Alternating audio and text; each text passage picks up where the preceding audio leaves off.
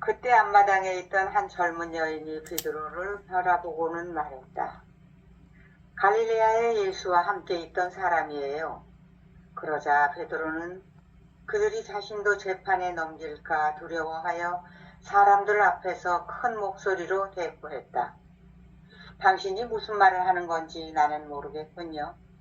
얼마 후 그들이 예수를 대사제 저택의 큰 홀 안으로 끌고 들어갔을 때 베드로도 사람들과 어울려서 안으로 들어갔다. 난로에 불을 쬐면서 몸을 녹이던 어떤 여인이 베드로에게 가까이 다가갔다. 그리고 그를 자세히 살펴보더니 사람들에게 말했다. 보세요. 이 사람은 나자렛의 예수와 어울려 지내던 사람 같아요. 베드로는 더 겁에 질려서 자기는 예수와 함께 지낸 적이 전혀 없고 심지어 예수가 누구인지조차도 모른다고 맹세했다. 얼마 후 사람들이 베드로에게 다가가서 말했다. 당신도 소란을 피운 저 무리와 한패거리가 분명합니다.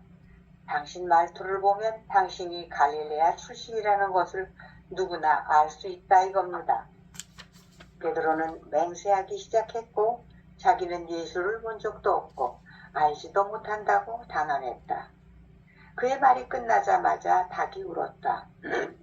그러자 베드로는 모든 제자들이 예수를 모른다고 부인한다 해도 자기만은 그를 부인하지 않겠다고 말했을 때 예수가 자기에게 해주었던 말이 머리에 떠올랐다. 오늘 밤 닭이 울기 전에 당신은 나를 3번이나 모른다고 부인할 것입니다. 읽고 베드로 밖으로 빠져나간 뒤에 가슴을 치면서 슬프게 통곡했다. 예수는 그가 그렇게 유혹에 빠지지 않도록 기도했다. 그런데 그는 예수를 보호해 주려고 했을 때 싸움의 유혹에 빠져서 악에 대항해서 싸우고 스스로 악을 저지르려고 했다. 예수를 모른다고 부인했을 때는 육체의 고통과 죽음의 공포라는 유혹에 빠졌던 것이다. 베드로는 2가지 육체의 유혹에 진 것이다. 그러나 예수는 제자들이 2자루의 칼을 준비했을 때 싸움의 유혹에 굴복하지 않았고 예루살렘의 지도자들 앞에서 그리고 이제는 자기를 잡아 재판관에 끌어가는 군인들 앞에서 두려움의 유혹에 지지 않았다. 네. 아멘. 우리가 사실은 그 성경을 공부한다는 것은 성경의 내용에 대하여 공부하는 일이 아니고요. 성경을 통해서 드러내는 하느님의 진리를 경험하고 진리를 알아듣고 진리가 바로 나의 영원한 생명이라는 것을 깨달아 아는 공부거든요. 그러니까 이 성경 공부라는 건 성경 공부에 내용한다는 게 아니잖아요.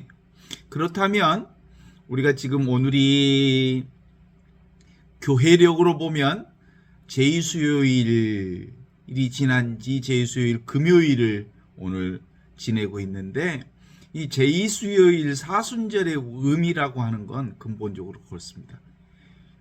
외적인 그 고통 그리고 십자가 그리고 눈으로 보이는 온갖 것의 경험들이 사실상 극적으로 내 목숨을 죽이는 정도의 경험을 한다 치더라도 절대로 변하지 않는 이 진리자리를 분명하게 깨달아서 어떤 유혹에도 흐트러지지 않는 지금 여기 이 순간 하느님의 자리, 영원한 생명 자리를 산다고 하는 것을 우리가 분명하게 알아차리는 계절. 그게 이제 사순절 은총의 시기라고 보는 거예요. 그러니까 은총의 시기 사순절은 십자가를 따라가는 게 아니라 십자가의 상황임에도 불구하고 절대로 놓치지 말아야 할 자리가 있다. 그게 바로 진리 자리다. 그걸 누가 보여주시냐면 예수님이 당당하게 보여주신 그 자리. 그쵸? 이게 이제 성경을 읽는 아주 중요한 포인트이거든요. 자, 봐요. 예수가 3년 내내 공생활을 진행해왔고 제자들과 함께 했고 그리고 지금 이제 예루살렘에 들어와서 십자가를 지는, 그리고 십자가의 길을 걷는 이 과정까지 이제 돌아온 거거든요. 예수님은 사실은 12살 때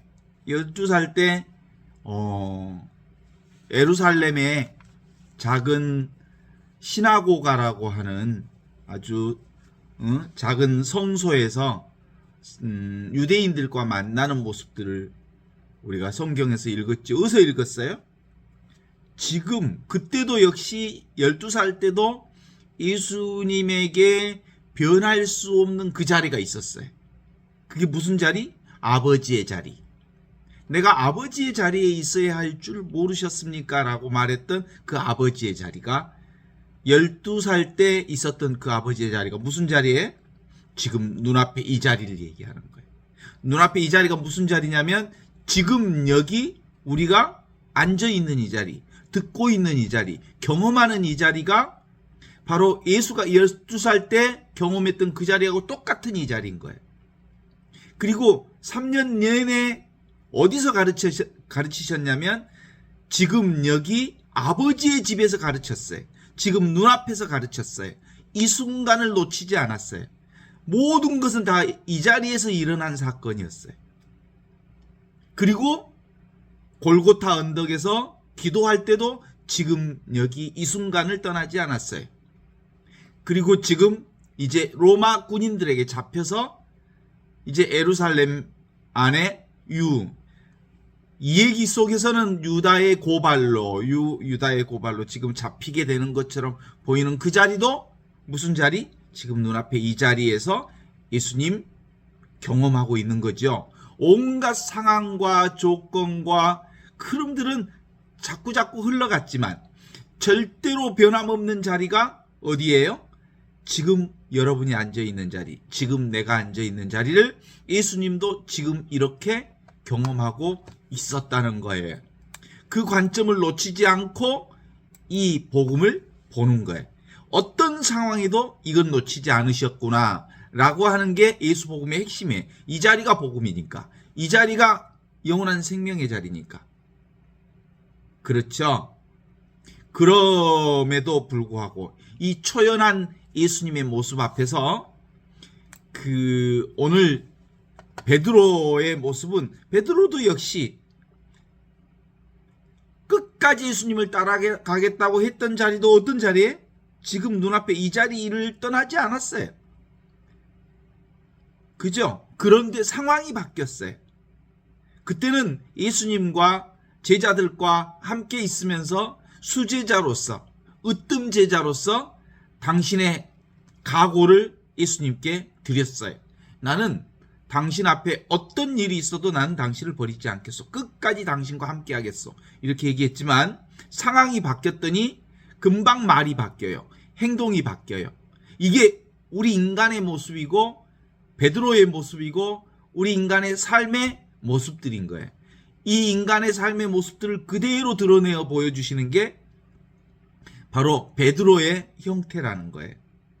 첫 번째 젊은 여인 앞에서, 두 번째 어떤 여인 앞에서, 세 번째 여러 사람들 앞에서 계속해서 예수를 모른다고 상황 따라서 바뀌는 베드로의 모습은 우리의 모습과 유사하고 똑같아요. 상황 따라서, 조건 따라서, 흐름 따라서, 물결 따라서, 분위기 따라서 바뀌어지는 나의 모습. 이게 우리 인간들의 모습이잖아요. 그래요. 오늘 이 공부는 근본적으로 늘 펼쳐지는 지금 이 자리를 밝히는 것. 이게 바로 예수님께서 우리에게 드러내 보여주신 지혜예요. 지혜. 모든 것은 지금 보고 있는 이 자리에서 펼쳐지는 세상이란 말이에요. 이 자리가 바로 무한해요. 천지창조 이전부터 있었던 자리예요. 지금 눈앞에 이 자리가. 그리고 늘 쓰던 자리고. 그게 바로 모든 것이 시작되는 자리고 모든 것이 마무리되고 수렴되는 자리예요. 여기에서 모든 일이 시작되고 흩어져요. 모든 변화는 여기서 이루어져요. 그러면 이 자리가 바로 하느님이 살고 계시는 자리예요. 이 하느님이 살고 계시는 이 자리를 통해서 그리스도의 변화를, 그리스도를 통한 세상의 변화를 경험하고 있어요. 이 그리스도, 깨달은 자의 지금 이 자리가 분명해지면 우리는 그리스도를 통해 세상의 온갖 변화를 담담하게 경험할 수 있어요. 그런데 이 깨달음의 자리가 지금 이 자리, 눈에 보이는 이 자리가 분명하지 않으면 눈에 보이는 세상 경계에 끌려가요. 오늘 윤석열 구속 해제 속보로 딱 떴어요. 깜짝 놀랐어요. 이건 무슨 일이야 또? 하다 대한민국이 요즘에 사람을 놀라키는 일이 많아서 또 무슨 일이야 라고 봤는데, 우리나라 대한민국의 법뿐만 아니라 법들의 핵심 조처가 30판이 있어요. 3세판의 과정을 거쳐야 나올 수 있는 거야. 뭔가 문제가 있다 그래서 법원이 구속 해제를 했지만 검찰이 다시 아닙니다 라고 싸울 수 있는 3번의 과정이 있어요. 그럼 그 과정을 거치면 또 며칠 안에 또 탄핵 절차가 나오고 또 탄핵 절차가 나오기 이전에는 이미 아직은 대통령이기 때문에 그 대통령 신분 중에는 소추되지 아니한다라고 하는 것 때문에 그렇지만, 이제 대통령 신분, 탄핵을 통해서 대통령 신분이 사라지면 뭐 구속되는 거야 별 문제가 되지 않아요. 그런 거니까 큰 문제가 없구나라는 것을 알아서 그랬지만 결국 사람들은 눈에 보이는 것에 끌려다니게 돼 있죠. 그래. 뭔 일이야 또? 그랬지. 그래. 그럼에도 불구하고 이 자리는, 보고 있는 이 자리는 아무런 일이 없는 거예요. 그래. 실상의 눈을 뜨면 눈앞에 이것은, 눈앞에 이거라는 게 천지창조 이전부터 있었던 말씀 자리, 이 자리가 분명하면 무슨 일이 있어도 이 자리는 어떤 흠집도 나지 않아요. 걸림없는 자리, 놀라지 않는 자리, 그리고 영원한 생명의 자리, 그리고 어디에도 흠집 나지 않는 자리. 이 자리가 바로 내 자리요 나의 살림 자리라고 하는 거거든요. 그래서 여기서 세상이 투사되는 거예요. 내가 경험하는 세상은 어디서 경험되는 세상에? 지금 여기서 경험되는 세상. 동의하십니까? The world is reflection of me. 세상의 모든 것은 나의 투사예요. 나의 이 의식이 만들어내는 거예요. 나의 이 의식이 존재를 창조하는 거예요. 그리고 눈에 경험하는 모든 것들은 일어났다 사라지는 거지만 내가 경험하는 이 자리는 영원한 자리. 그럼에도 불구하고 우리가 여기서 핵심적으로 보아야 할 흐름 중에 하나는 뭐냐면, 베드로가 왜 이토록, 우리 인간들은 왜 눈에 보이는 것에 이토록 끌려다닐까?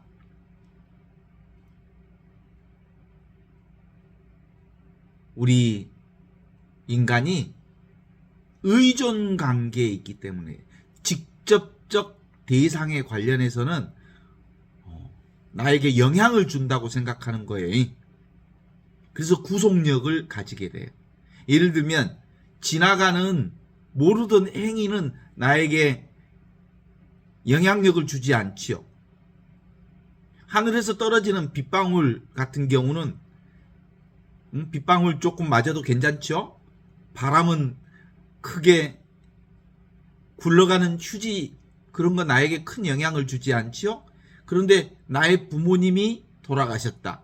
친구, 친척이 돌아가셨다. 오늘 보니까 우리 강주교구에 그 김종남 노만호 신부님이 돌아가셨던데, 그런 분들이 돌아가셨다면 나와 함께 이 시대를 함께 살았던 분들이기 때문에 나에게 영향을 줘요.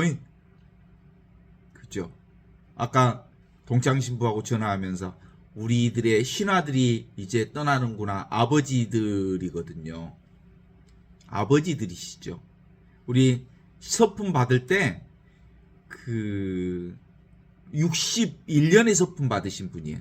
그러니까 내가 태어났을 때 서품 받으신 분들이니까 어때요? 아버지 시대지요. 전설적인 신부님들이죠.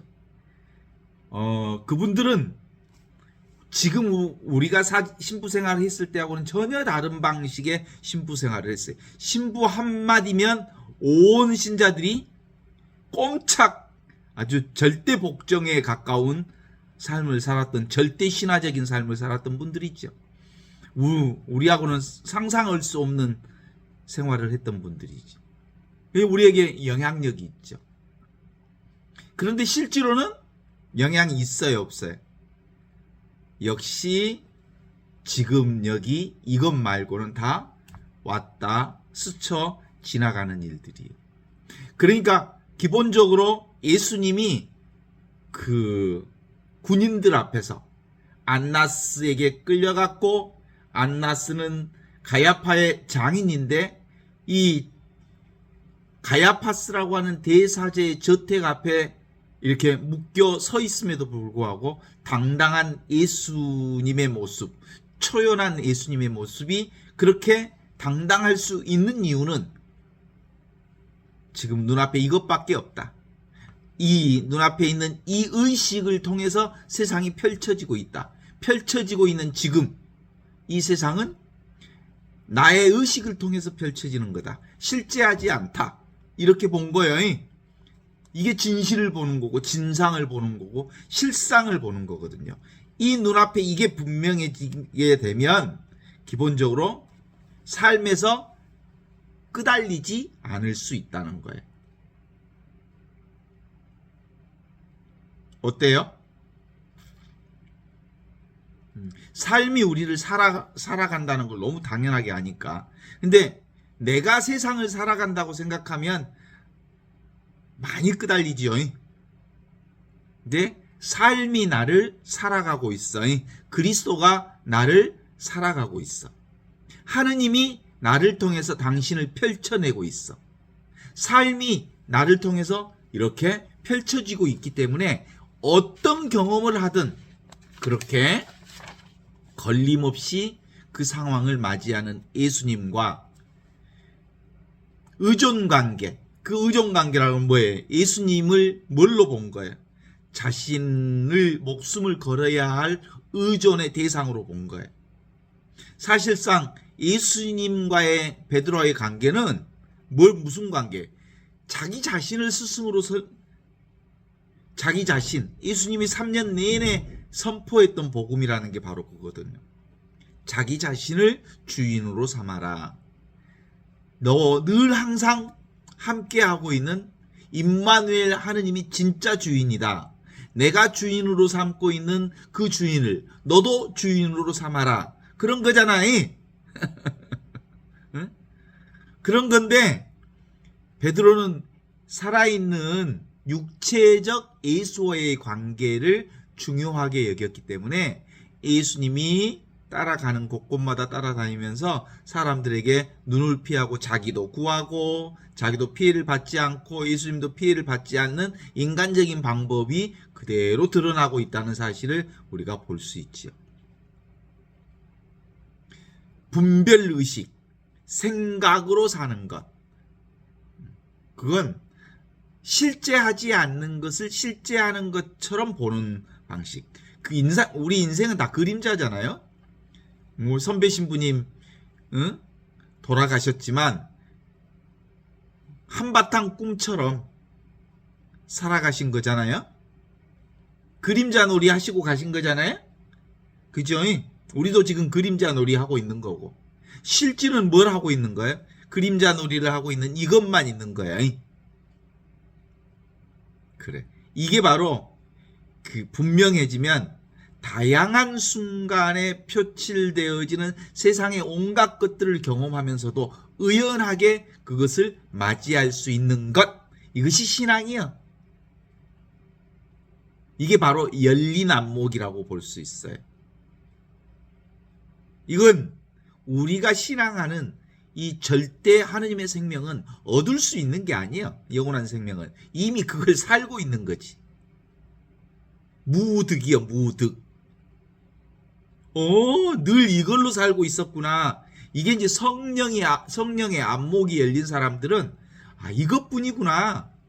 이것뿐이라는 게 아무것도 아니라는 것, 그것이 이것이요. 잡을 수 있는 생명이 아니고 볼 수 있는 생명이 아니고, 그런데 너무나도 분명하게 이렇게 사는 생명, 이게 나라는 거죠. 안목이 열리면 펼쳐지는 모든 것이 나를 통해서 드러나는구나 라는 거 알죠? 따라서 이 눈앞에 있는 이것, 이 눈앞에 있는 이거라니까 아무것도 아니라니까 이게 가능태라니까. 가능태. 여기서 모든 것이 시작되고 여기서 모든 것이 끝나는 것이니까. 그래서 이 안목이 열린 사람은 세상의 온갖 것을 경험하면서도 자유롭게 그것을 경험하되 그것에 묶이지 않지만, 이 안목이 열리지 않는 사람들은 늘 눈에 보이는 오고 가는 것들을 붙잡게 되는 거예요. 제가 종을 한번 쳐볼게요. 어때요? 소리가 드러났다 사라지지요?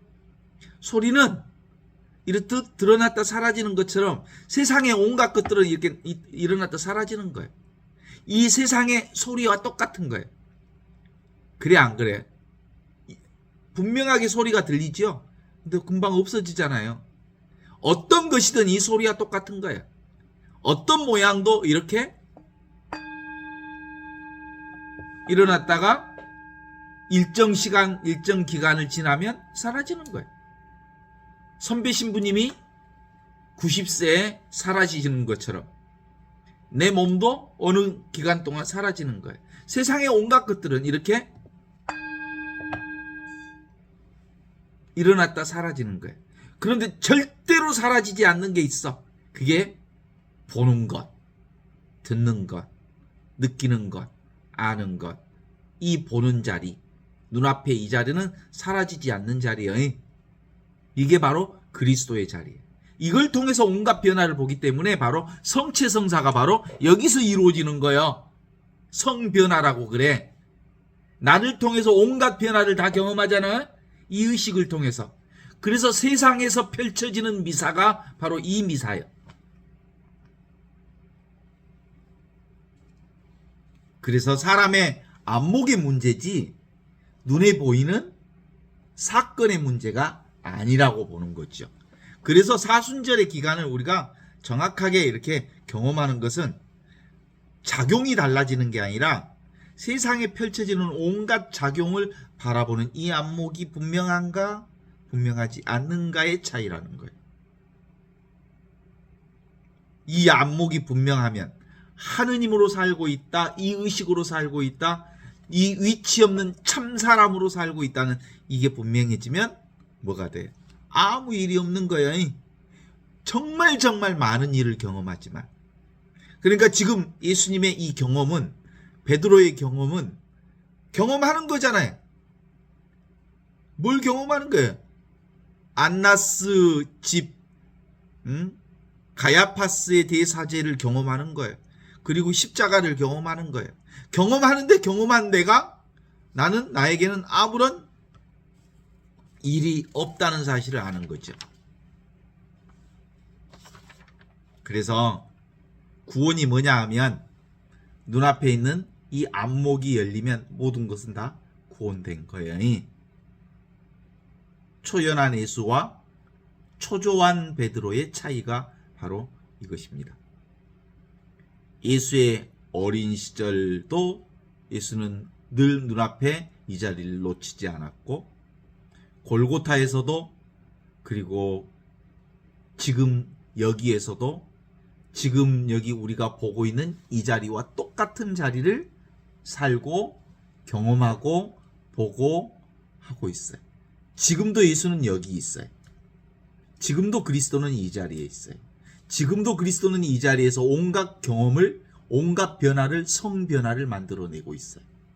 그래서 이 순간이 바로 우주가 드리는, 세상이 드리는 미사의 현장이에요.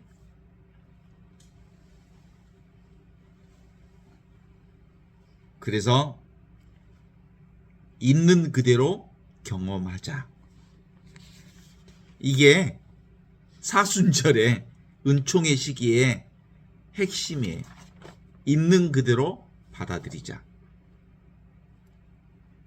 실제로 눈앞에서 수없이 많은 일들이 펼쳐지지만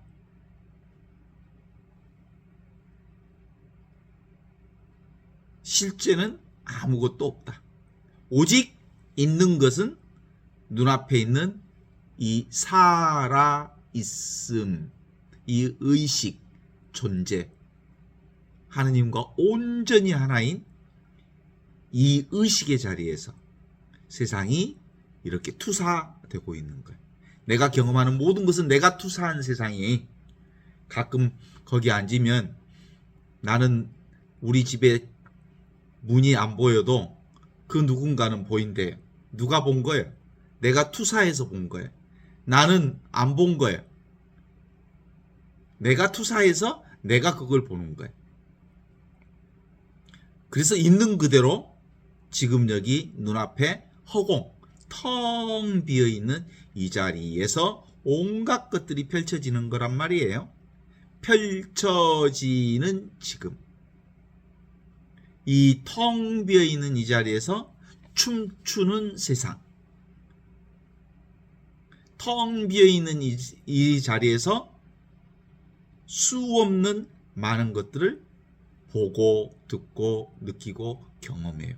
그냥 맛보고요. 그냥 삶의 모든 영역에서 지금 여기 이것을 경험하고 있어요. 따라서 이게 진리예요. 보고 있는 이것. 이게 바로 영원하고 테두리 없는, 한계 없는 무한한 절대불변의 내가 천상천하 유아 독존이라 하는 절대 진리 자리에서 온갖 세상의 상대적 세상을 경험한다는 뜻이에요. 따라서 우리가 성경을 공부한다는 것은 성경의 내용을, 교리적인 뜻을, 성경의 의미를, 예수님의 가르침을 공부하자는 게 아니에요. 지금 이 자리를 확인하는 것. 이게 눈앞에 진실을 확인하는 거란 말이에요. 늘 삶은 이렇게 눈앞에서 펼쳐져요. 내가 삶을 사는 게 아니라 삶이 늘 나를 통해서 이렇게 펼쳐지고 있는 거거든요. 온 우주가 이 눈앞에서 영사기에서 영화가 펼쳐지듯 이렇게 눈앞에서 세상이 펼쳐지고 있어요. 그런데 아무 일이 없어요. 한 물건도 없어요. 그냥 순간순간 찰나찰나 새로운 경험들, 새로운 일들이 펼쳐지고 있을 뿐이에요. 그렇다고 흔적 하나 없는 거예요. 내가 세상을 살면 내 흔적이 많이 남아있을 것 같지만 그런 거 없어져요. 순간 사라져요. 그러죠? 제가 그동안 책을 몇 권 썼는데 그 책이 남아있을까요? 금방 사라져요. 그래서 책을 만들어 볼까? 지금까지 쓴 글을 모아보면 20권, 30권도 더 책으로 만들 수 있을 텐데 만들어 볼까? 기회가 안 되면 안 만들어도 돼요. 삶이 이래요. 눈앞에서 늘 이렇게 펼쳐지는, 일어나고 사라지는 일. 그것뿐이에요. 그게 전부예요.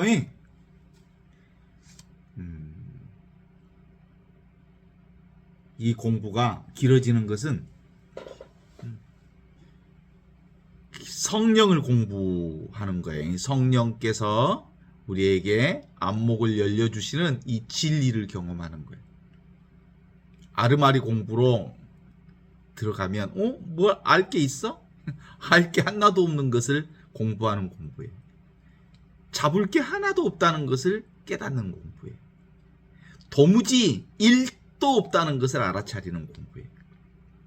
그 어떤 흔적도 나에게 없는, 그런데 그 아무것도 아닌 이 자리가 전지전능한 허공자리예요. 그게 내가 사는 내 살림살이에요. 내 살림살이는 일도 없는 살림살이가 진짜 내 살림살이라고요. 그래서 이게 아무것도 없는 이 자리에서 펼쳐지는 거니까 나는 뭐예요? 아무것도 없는 사람이 나예요. 아무것도 아닌 사람이 나예요. 그런데 아무것도 아닌 이 내가 정말 놀라운 일들을 경험하고 있으니 이게 바로 신비 아니에요? 이게 바로 기적 아니에요? 이게 바로 세상이 드리는 미사 아니에요? 이게 성령께서 드리는 성변화, 그리스도의 변화, 온갖 세상의 변화를 경험하는 자리가 이 자리잖아요. 그래서 지금 여기 이 순간으로 깨어나라 라고 하는 것의 핵심이 이 공부의 틀이란 말이에요. 틀 없는 틀, 정해져 있지 않는 것. 그래서 나는 절대로 예수님을 부인하지 않겠습니다. 모든 제자들이 예수님을 모른다고 해도 자기만은 절대로 예수님을 부인하지 않겠다고 말했을 때 꼭요 하고 닭이 3번 울었다네. 그러니까 인간의 말이라고 하는 게 얼마나 허장성세인지 알겠죠? 인간의 생각이라고 하는 게 얼마나 허황한 건지 알지요? 진실은 이것밖에 없어요. 눈앞에 이것밖에 없어요. 그래서 베드로가 그랬대잖아요. 그 생각이 툭 떠올랐어요. 어디서 떠올랐을까? 지금 여기서 떠올랐겠죠? 자기가 예수님 앞에서 큰 소리 쳤던 게 떠올랐어요. 그래서 닭이 우는 순간 그는 엄청 울었대는 거예요. 통곡을 하며 울었대잖아요. 아, 내가 이렇게 나약한 존재구나. 사실상 말로 사는 게 아닌데, 생각으로 사는 게 아닌데, 그리고 그냥 지금 이렇게 살아있는 눈앞에 있는 이것뿐인데 내가 허장성세를 부렸구나라는 걸 알게 된 거죠. 예수는 그가 그렇게 유혹에 빠지지 않도록 기도했다. 그런데 그는 예수를 보호해 주려고 했을 때 싸움의 유혹에 빠져서 악에 대항하여 싸우고 스스로 악을 저지르려고 했다. 베드로가 군인 대사장의 종의 길을 잘랐잖아요. 칼을 가지고. 근본적으로 어떤 행위도 사실은 할 필요가 없는 거예요. 뭐에 다 행위와 눈에 보이는 대상에 끄달리는 것은 다 유혹에 빠지는 거요. 유혹에 빠지는 거. 유혹이라고 하는 것은 오고 가는 것, 피고 지는 것, 눈에 보이는 것, 그런 것들에 마음이 왔다 갔다 하는 게 다 유혹이에요. 아무리 세상이 왔다 갔다 해도 이 자리는 걸림없어야 되는 거지. 놀랄 이유가 없는 거지. 놀라도 놀란 줄 알면 되지. 그죠? 오늘 놀랐다니까? 윤석열 구속 해제 탁 떠서 오메 속보 뭐 이런 것이 다 있다나 하다 나를 놀랍게 해서. 근데 다 이것들이 다 뭐예요? 인간들이 하는 짓이에요. 그냥. 예수는 모른다고 부인했을 때 육체적 고통과 죽음의 공포라는 유혹에 빠져 예수를 모른다고 부인했을 때 그는 유혹에 빠졌던 것이다. 베드로는 2가지 육체적 유혹을 지녔다. 그러나 예수는 제자들이 2 자루의 칼을 준비했을 때 싸움의 유혹에 굴복하지 않았고, 그 다음에 예루살렘의 지도자 앞에서 그는 이제 자기를 잡아 재판에 끌고 가는 군인들 앞에서 두려움의 유혹에 지지 않았다. 바로 눈앞에 이것, 지금 이 순간이 바로 영원한 생명이요 하느님이 사는 자리요, 이게 바로 나의 본성자리, 하느님의 본성자리, 이 자리가 바로 영원한 생명자리라는 것을 아는 사람은 어떤 상황 앞에서도 흔들리지 않는 모습을 예수님이 증거해 주신 거죠. 증거. 묶이지 않는 이 자리, 지금 이 자리. 이걸 뭐라고 해요?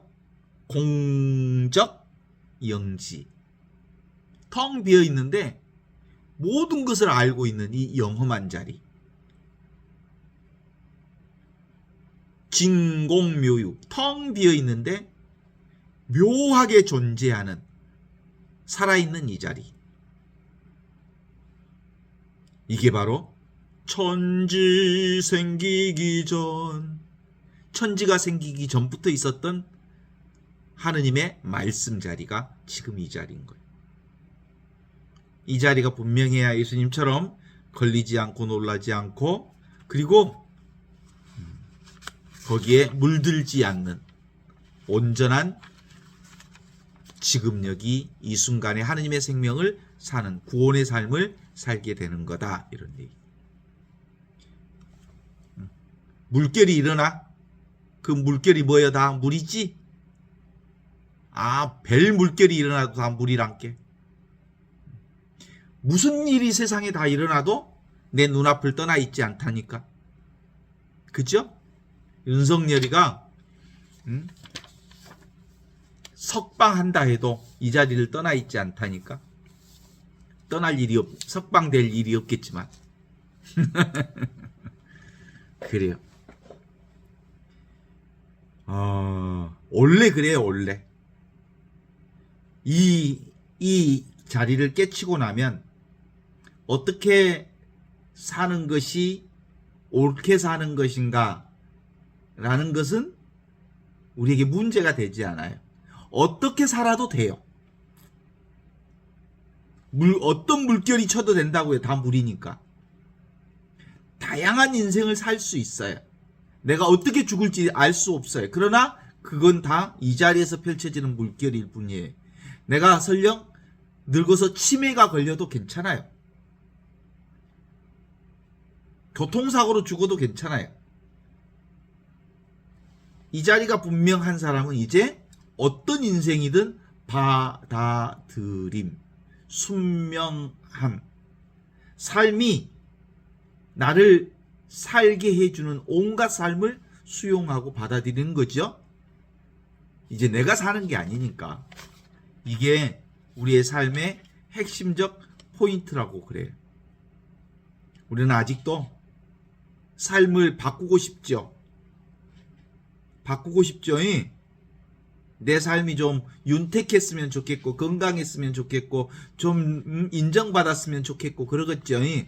그런데 사실은 어떤 삶이 펼쳐지든 나를 떠나 있지 않아요. 그러니까 바꿀 수 있으면 바꾸고요, 바꿀 수 없으면 받아들이고요. 이게 바로 네이버 그 기도가 우리에게 늘 해줬던 말이잖아요. 바꿀 수 있는 거 바꿔야지. 바꿀 수 없는 것은 받아들이는 거예요. 이게 바로 참된 지혜를 사는 일이죠. 때때로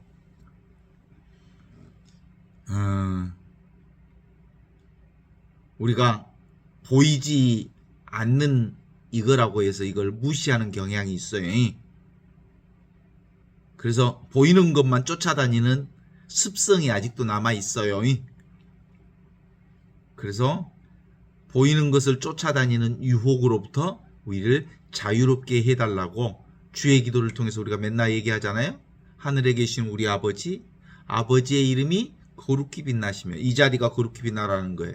아버지의 나라가 오시라는 얘기가 이 자리를 살라는 거예요. 지금 이 순간을 살라는 거예요. 아버지의 뜻이 하늘에서와 같이 이 순간에서도 늘 항상 그러하기를 빕니다. 이렇게 기도하는 거예요. 그러면서 오늘 일용할 양식을 주시고 우리를 유혹에 빠지지 않게 하시고 악에서 구하소서. 그 유혹이라고 하는 게 바로 이걸 얘기하는 거죠. 유혹, 생각으로 살지 않게 해주시고,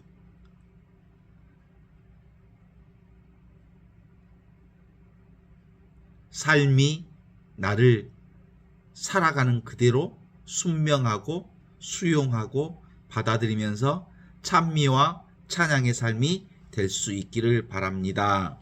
이게 우리의 참된 주의 기도의 기도문이라고 말할 수 있죠. 그렇습니다. 예수님은 당신이 마지막 갈 때 내가 때때로 여러분이 나를 보겠지만 때로는 나를 보지 못할 날이 올 겁니다. 보지 못하는 이것이 진짜 나입니다. 이 보이지 않는 이것이, 들리지 않는 이것이, 맛볼 수 없는 이것이, 잡을 수 없는 것이 진짜 나입니다. 소중한 것은 보이지 않는 겁니다. 진짜인 것은 잡을 수 없는 겁니다. 그런데 베드로는 뭘 잡아? 눈에 보이는 걸 잡으니까 늘 잡히지. 그래서 보이는 대상을 보다가 이제 이게 분명해지면 영적 도약이 이루어져요. 텅 빈 알아차림, 텅 비어있는 위치 없는 참사람, 내용 없는 참사람, 아무것도 아닌 이 내가 온갖 것들을 다 경험하고 있음을 알기 때문에 이제 분명해진 사람들은 매 순간마다 그리스도의 성변화, 그리스도의 축제 속에 살게 되는 거예요. 어때요? 내가 사는 게 아니고 이제 그리스도가 나를 사니까 온 세상이 그리스도의 축제 아닙니까? 눈에 보이는 경계 대상은 때로 보겠지만 보지 못할 겁니다. 왜냐하면 임시적이고 일시적이고 한시적이어서 한계가 있는 것들은 결국 사라지게 돼 있어요. 자, 소리를 한번 들어보십시오.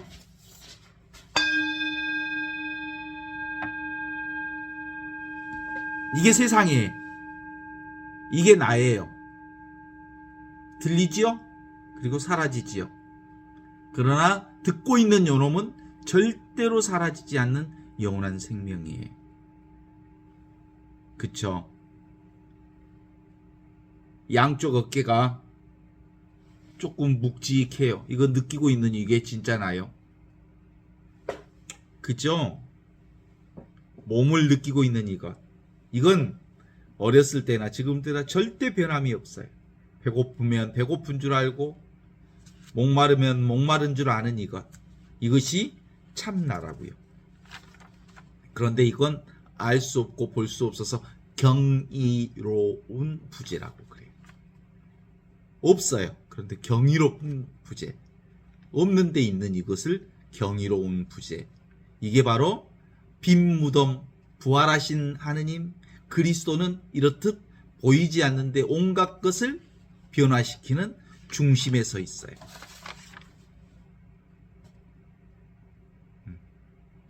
우리는 이 하느님을 실감할 수 없기 때문에 때때로 보는 것에 매달리지만 보는 것에 매달리는 순간 우리는 보는 것에 붙잡히게 된다는 것을 얘기합니다.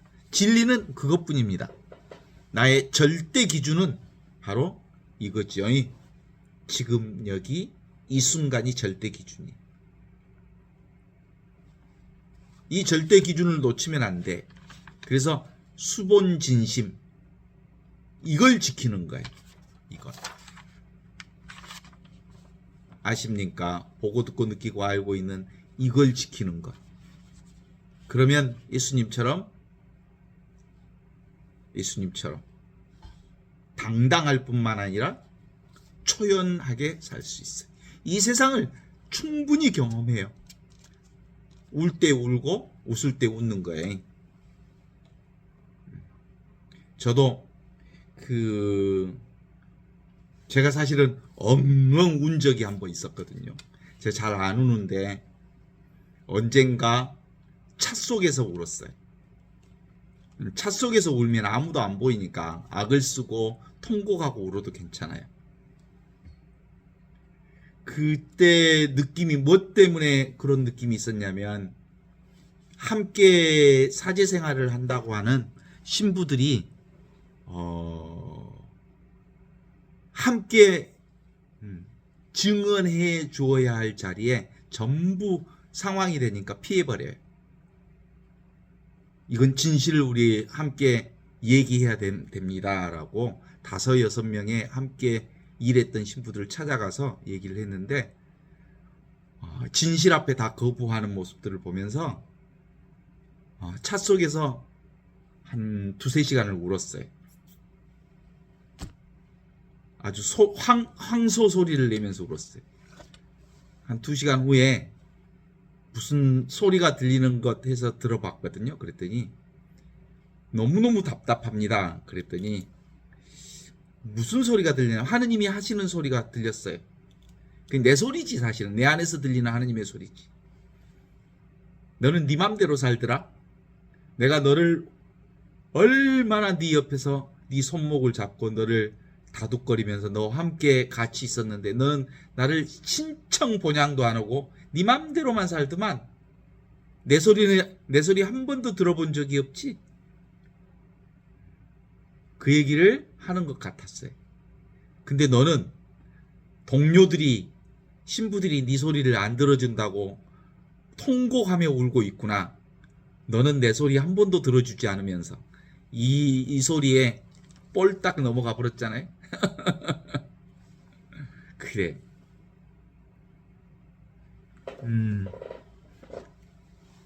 보통 우리는 눈에 보이는 어떤 것에 끄달렸기 때문에 당대 7-8명의 동료 사제들이 배신감 또는 내 기준에 맞지 않는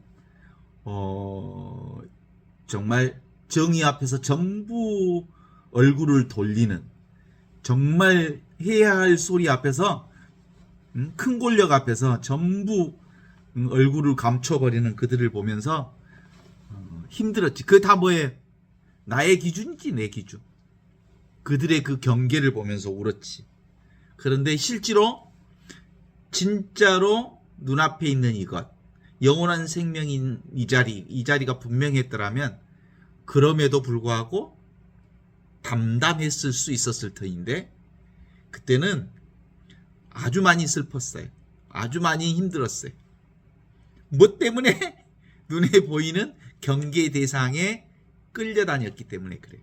지금 같았다면 그러려거니 했겠죠. 그래요.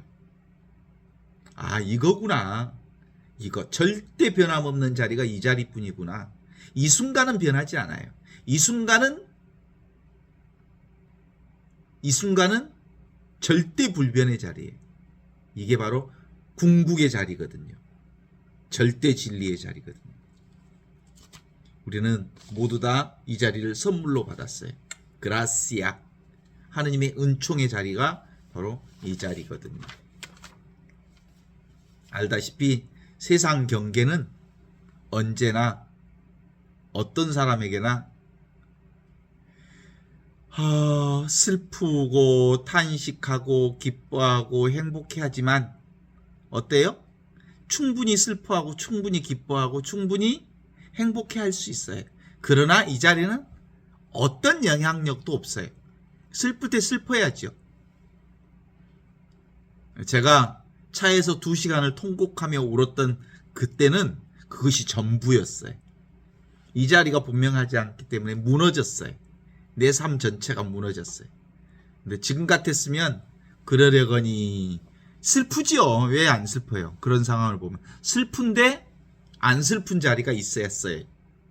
기쁜데 기쁘지 않는 자리가 분명했어야 됐어요. 아픈데 아프지 않는 자리가 분명히 있었어야 했어요. 있었어요. 그런데 외면하고 있었거든요. 이 보는 자리, 내용 없는 이 자리, 좌표 없는 이 자리, 위치 없는 이 자리, 이게 바로 내 살림살이랍니다. 동의하시죠? 내 살림살이.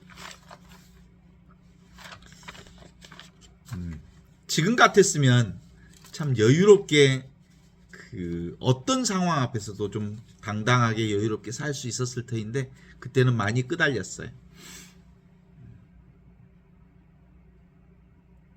임신을 하는 여인이 임신하면 얼마나 아파요. 힘들다고 그러죠.